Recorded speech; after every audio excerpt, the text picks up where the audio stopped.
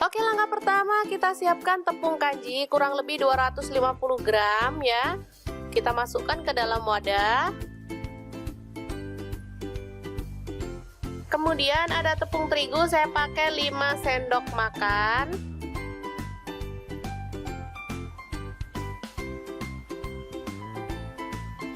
Lalu bawang putih yang udah dihaluskan ini 3 siung ya. Garam 1 sendok teh. Merica bubuk 1/4 sendok teh. Ini kaldu jamur saya pakai setengah sendok teh. Kemudian daun bawang yang udah diiris-iris saya pakai 3 batang.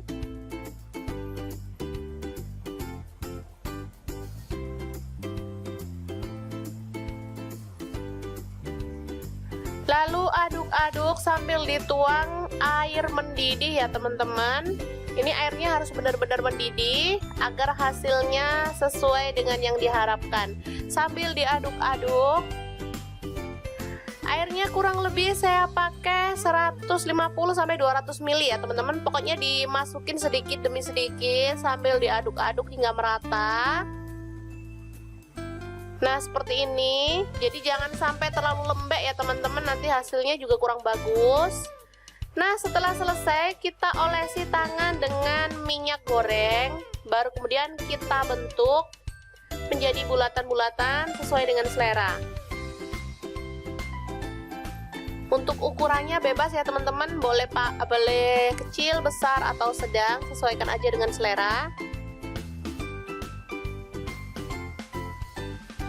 Jadi adonannya seperti ini ya, bisa dilihat teksturnya biar teman-teman tahu. Oke, ini udah selesai dan hasilnya banyak banget. Ini masih ada sisanya, nanti kita susulkan ya.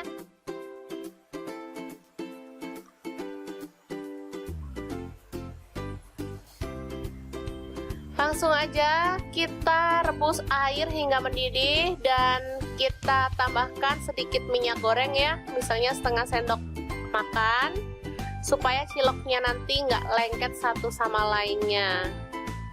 Oke, kita rebus hingga mengapung seperti ini. Kalau sudah mengapung artinya ciloknya itu udah matang ya teman-teman.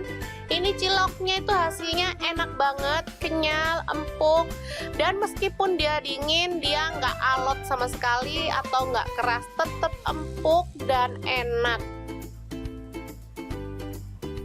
Oke, setelah matang kita boleh angkat dan tiriskan lebih dulu.